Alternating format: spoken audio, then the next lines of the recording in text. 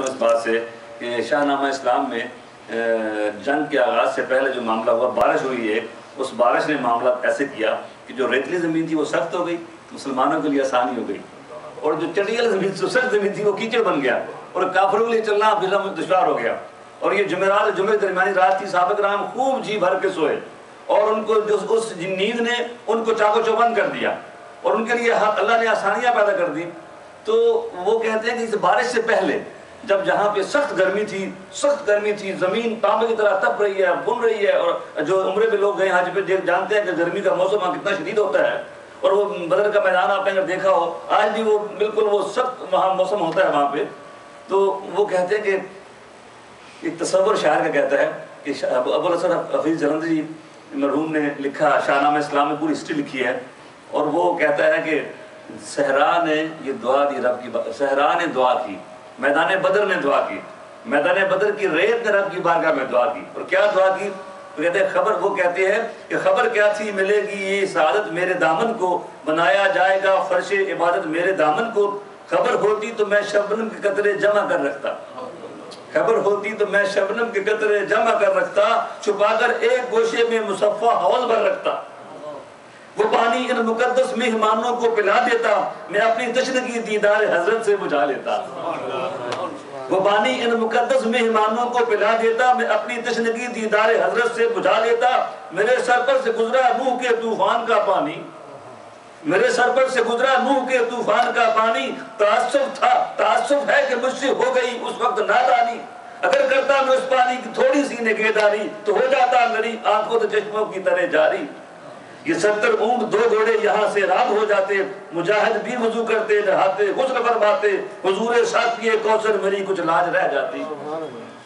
یہ صحرا دعا کر رہا ہے، ریت کے ذرے دعا کر رہے ہیں، حضور ساقی کوثر میری کچھ لاج رہ جاتی، میری عزت میری شرم عقیدت آج رہ جاتی، تیرے محبوب کے پیارے قدم اس خاک پر آئے، تیرے محبوب کے پیارے قدم اس خاک پر آئے، الہی حکم دے سورج کو اب آتش نہ برسائے، اگر اب میرے دامن سے ہوائے گرم آئے گی تو مجھ کو رحمت للعالمین سے شرم آئے گی، اگر اب میرے دامن سے ہوائے گرم آئے گی تو مجھ کو رحمت للعالمین سے شرم آئے گی، جلیل الشان مہمانوں کا صدقہ مہربانی کر، عطا بحر وضو ان کے لیے تھوڑا سا پانی کر، برائے چند ساتھ ابر بارہ بھیج دے یا رب، بہارا بھیج دے یا رب، بہارا بھیج دے یا رب۔ تو رب نے جب بارش برسائی تو سارا پانسے پلٹ گیا، کافر جو تھے وہ کیچڑ میں لت پت ہو گئے، چلنا پھرنا مشکل ہو گیا، اور مسلمانوں کے لیے وہ ریت جو سخت ہو گئی ان کے لیے چلنا پھرنا آسان ہو گیا۔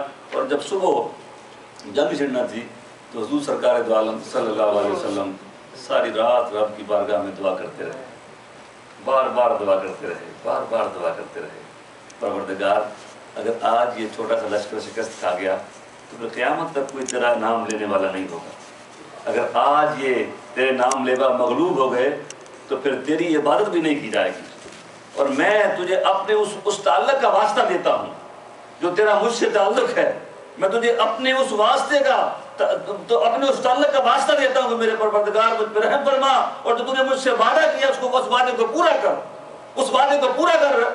اور کہتے ہیں سرکار اتنی انہماک سے بار بار دعا کر رہے تھے کہ آپ کے شانہ اقدس سے چادر گری جا رہی تھی، جب چادر مبارک گر گئی حضرت ابوبکر صدیق آگے بڑھے اور آپ نے چادر اٹھا کے آپ کے شانے میں رکھی اور پیچھے سے آپ کو پیار سے بھیج لیا اور کہا یا رسول اللہ بس کر دیجیے، بس کر دیجیے یا رسول اللہ، میرے آقا بس کر دیجیے، آپ نے تو اللہ کو واسطے دینے کی حد کر دی ہے، آپ نے تو اللہ کے حضور واسطے پیش کرنے کی حد کر دی ہے، آپ کا اللہ آپ کو مایوس نہیں فرمائے گا، آپ کا اللہ آپ کی مدد فرمائے گا۔ تو کہتے ہیں کہ آپ نے تھوڑی دیر کے بعد کہا کہ ابوبکر وہ دیکھو جبریل امین فرشتوں کو لے کے اتر رہی ہے، اللہ کی مدد پہنچ رہی ہے، اور میری آنکھیں دیکھ رہی ہیں کل میں وہ جگہ جہاں پہ کافروں کے لاشیں گرے پڑے ہوں گے۔ تو اس طرح اللہ کریم نے اپنے حبیب کی مدد فرمائی، اور یہ طویل واقعات ہیں، میں ان کو مختصر کرتا ہوں۔ اگلے دن جب جنگ شروع ہوئی پہلے جو ان کا طریقہ تھا کہ پہلے وہ اعلان کرتے تھے آؤ کوئی بہادر سورما ہمارے مقابلے میں، بہادر بندے لڑتے تھے ایک ایک کر کے، تو وہ جب 3 بندے ان کے نکلے، عتبہ نکلا، شیبہ نکلا، ولید نکلا، یہ شیبہ اور یہ ولید دونوں عتبہ کے بیٹے تھے، تینوں یہ نکلے، سامنے کہا آؤ ہمارے مقابلے میں کون آتا ہے، تو 3 انصار گئے تو انہوں نے کہا ہم سے لڑیں گے، یہ جاہلانہ اپنے برابر کا سمجھا ہی نہیں ان کو، اپنی ذات برادری قبیلہ قریش کو انہوں نے اعلیٰ سمجھا اور انصار کو گھٹیا سمجھا. کہا اے محمد صلی اللہ علیہ وسلم ہمارے برابر کا بندہ بھیجو نا ذرا، ان سے ہم کیسے لڑیں، ان یسربیوں سے ہم نہیں لڑیں گے، اب ہمارے برابر کا بندہ بھیجو، ہماری برادری کے بندے بھیجو. سرکار نے اے علی، اے حمزہ، اے عبیدہ نکلو تم. یہ نکلے اور جناب حمزہ جناب علی کرم نے ایک ایک وار کر کے اپنے مخالف کو جہنم میں بھیج دیا. اور جناب عبیدہ جو ہیں وہ زخمی ہو گئے، ان کو اٹھا کے لایا گیا تو انہوں نے اپنے رخسار سرکار قدموں پہ رکھ دیا. کیا قسمت تھی، کیا قسمت تھی. اور انہوں نے کہا یا رسول اللہ صلی اللہ علیہ وسلم آج اگر ابو طالب زندہ ہوتے تو ان کے شعر آج اپنے جانتے کہ جو شعر انہوں نے اس وقت کہے تھے وہ آج سچے ثابت ہو رہے ہیں. انہوں نے کیا کہے تھے؟ کذبتم فبیت اللہ نخلی محمدا ولما نطعن حولہ ننازل. کہا کہ تم نے جھوٹ کہا ہے، اے کافرو تم نے جھوٹ کہا ہے کہ ہم محمد صلی اللہ علیہ وسلم کو اکیلا چھوڑ دیں گے، ہم ان کو تنہا چھوڑ دیں گے، ہم ان کو تنہا نہیں چھوڑیں گے. مسلسل اشعار ہیں. کہا ہم ان کو تنہا نہیں چھوڑیں گے بلکہ ہم ان کے اپنے نیزوں سے اور تلواروں سے ہم جنگ کریں گے، اور ہم اس حال میں ہوں گے کہ ان کے ارد گرد جو ہے وہ ہم ان کو تمہارے حوالے تب کریں گے جب ان کے چاروں طرف ہمارے بیویوں کی اور ہمارے بچوں کی لاشیں تمہارے ان کے گرد گرد پڑی ہوں گی. ہم اپنے گھر والوں کو، اپنے اہل و یار کو قربان کر دیں گے، جب تک سب کی لاشیں ان کے گرد گرد نہیں گر جائیں گی ہم ان کو تمہارے حوالے نہیں کریں گے. اور پھر اگر یہ اپنی عمر کو پہنچا، یہ چچا کا یہ محبت دیکھیے، اور اگر یہ اپنی عمر کو پہنچا، جب یہ بڑا ہوا تو میری آنکھیں دیکھ رہی ہیں کہ ہم اس کے تحفظ کے لیے، ہم اس کے بدلے میں اس کی تحفظ کے لیے ہم تمہارے سرداروں کی لاشوں کے پشتے گرائیں گے، ہم تمہارے سرداروں کو قتل کر رہے ہوں گے. اور جب عبیدہ نے کہا کہ اب وہ موقع آ گیا ہے کہ یہ وہ ہم ان کی لاشیں گرا رہے ہیں ان کافروں کی، تو یہ وہ موقع ہے تو جناب ابو طالب کے ان اشعار کو، اور کئی موقعوں میں رسول اکرم صلی اللہ علیہ وسلم نے جناب ابو طالب کے ان نعتیہ اشعار کو، سیرت کے واقعات پڑھیں تو ان بچپن کے ان کے وہ اشعار جو کہہ گئے تھے ان کو دہراتے ہیں. اگر آج میرے چچا ہوتے تو یہ موقع ہوتا انہوں نے وہ شعر کہا تھا.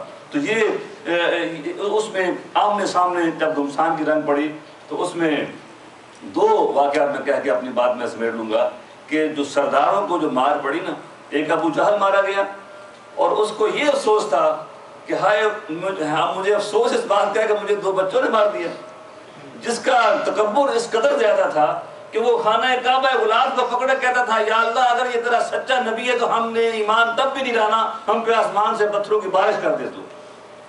اس قدر وہ سخت دل تھا. تو اس کو جب مارا جس نے جناب محبت اور جناب معاذ رضی اللہ تعالیٰ عنہما دونوں، اور یہ بچے تھے، نوجوان تھے، نوخیز کلیاں تھیں گلستان اسلام کی، اور یہ ڈھونڈتے پھر رہے تھے بالکل شاہینوں کی طرح، یہ یوں اس میں پھر رہے تھے. جناب عبد الرحمن عوف کہتے ہیں کہ یہ میرے دائیں بائیں سے مجھے کہنے لگے، پہلے ایک نے پوچھا پھر دوسرے نے پوچھا کہ آپ ابو جہل کو جانتے ہیں، اس کو پہچانتے ہیں؟ تو میں نے پوچھا تم کیا کرو گے؟ کہا حفیظ رضی نے کہا، ان کا جواب یہ تھا کہ قسم کھائی ہم نے مر جائیں گے یا ماریں گے ناری کو، سنا ہے گالیاں دیتا ہے یہ محبوب باری کو. ہم نے قسم کھا کے آئے کہ ہم یا مر جائیں گے یا اس کو ماریں گے ہم. کہتے اتنے میں وہ ابو جہل بھی آ گیا، آپ نے اشارہ کیا یہی ہے.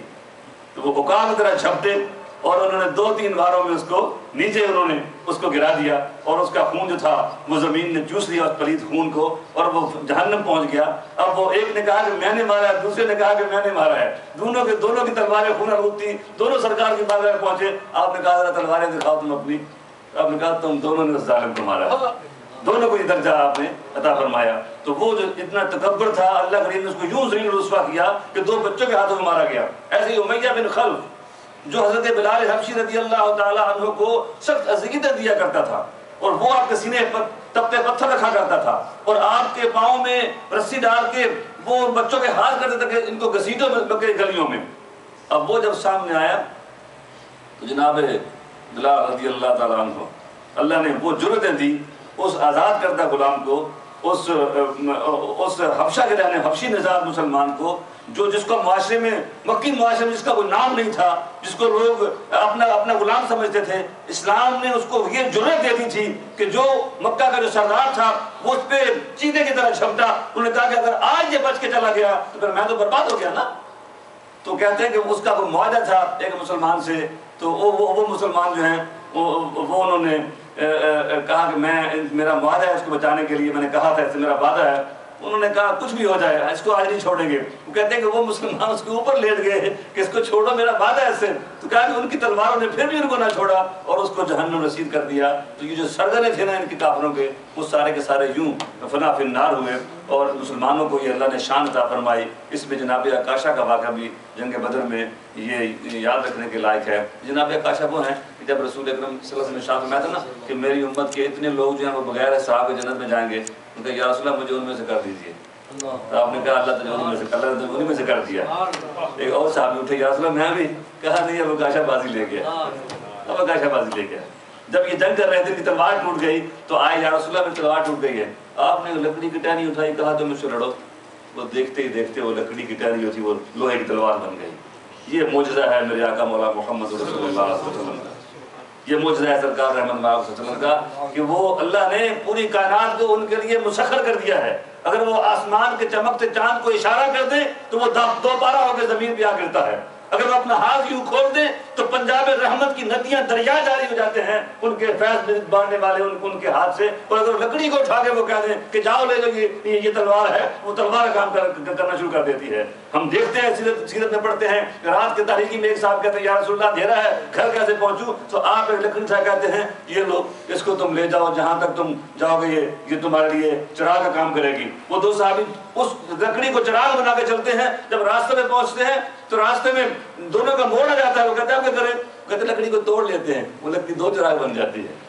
یا کا مولا محمد رسول اللہ صلی اللہ علیہ وسلم معجزات کا بھی اظہار ہوا اس جنگ کے موقع پر. اور پھر آگے اس کے طویل واقعات ہیں کہ اس جنگ میں جب شکست ان کو ہو گئی، ان کے سورما سارے کے سارے مارے گئے اور ان کے بہت سارے 100 سے زیادہ لوگ ان کے جو ہیں وہ قیدی کر لیے گئے ان کو. اور مال جو ہے ان کا وہ مسلمان مالک نہیں مسلمانوں کے ہاتھ آ گیا. لیکن اس میں جو مسلمان شہید ہوئے، بعد نے کہا کہ 8 مسلمان تھے، بعد نے کہا کہ 14 مسلمان تھے. میں برکت کے لیے بس ان کا نام لے کے میں اجازت کرتے کہ حضور ہم فاتحہ بھی آپ پڑھیں، ہمیں خواجہ کی پیش کریں گے. اور میں نام اس لیے لینا چاہتا ہوں انشاءاللہ کہ ملتان میں جہاں سے مجھے مبارک عطا ہوا ہے وہاں پہ ایک بہت نیک بزرگ ہیں پروفیسر محمد اشفاق صاحب انگلش کے.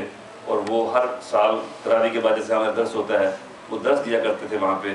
تو رمضان شریف کو 17 رمضان کو انہوں نے یہ واقعات بیان کیے اور تمام صحابہ کرام کے حضور خواجہ کی پیش کیا. جناب سیدنا بلال حبشی کا نام لینا بھول گئے. کہتے ہیں رات کو خواب میں دیکھتے ہیں جناب بلال تشریف لاتے ہیں اور کہتے ہیں پروفیسر صاحب آپ نے سب صحابہ کرام کا نام لیا، ہمارا ذکر کرنا آپ بھول گئے. اور پھر انہوں نے پوچھا کہ پھر ان سے معاملات چلے، پھر ایک دن نہیں پھر مسلسل خوابوں میں سرکار کی اور حضرت بلال حبشی کا ان کا معاملہ چلا ان کا. انہوں نے پوچھا کہ کیا آپ ہر جگہ پہنچ جاتے ہیں؟ یہ تو محفلیں تو ہر جگہ ہوتی ہیں. انہوں نے کہا اللہ تعالیٰ ہمیں اجازت دے رکھی ہے لیکن ہم وہاں پہنچتے ہیں جہاں اخلاص سے ہمیں یاد کرتا ہے، جہاں ہمیں اخلاص سے ہمیں یاد کرتا ہے. میرے دل میں آج خیال آیا کہ کیوں نہ ہم ان کے حضور خواجہ کی پیش کریں. اور خاص طور پہ وہ صحابہ کرام جو شہید ہو گئے تھے اس جنگ میں ان کے میں نام پڑھتا ہوں پھر انشاءاللہ دعا کرتے ہیں. وقت نہیں ہے کہ میں سارے واقعات کو سمیٹتا. حضرت عبیدہ بن حارث رضی اللہ تعالیٰ عنہ یہ حضور سرکار دو عالم چچا حارث بن عبد المطلب کے بیٹے تھے. پھر جناب عمیر بن ابی وقاص یہ فاتح مصر سعد بن ابی وقاص کے بھائی تھے اور 16-17 سال کی عمر تھی یہ شہید ہوئے. جناب عمیر بن حمام، جناب سعد بن خیسمہ، جناب ذو الشمالین بن عبد عمر بن نضلہ خزائی اور جناب ابن عبد المنذر، جناب عاقل بن بکیر اللیثی، جناب محج آزاد کردہ غلام تھے جناب حضرت فاروق اعظم رضی اللہ تعالیٰ عنہ کے. پھر جناب صفوان بن بیدہ الفہری، پھر جناب یزید بن حارث خزرجی، پھر جناب رافع بن معلا، پھر جناب حارث بن سراقہ، پھر جناب عوف بن افرا، پھر جناب معوذ بن افرا. یہ وہی ہیں جنہوں نے جو اس کو کافر کو مارنے میں ابو جہل کو مارنے میں شریک تھے، بعد بھی شہید ہو گئے تھے. جناب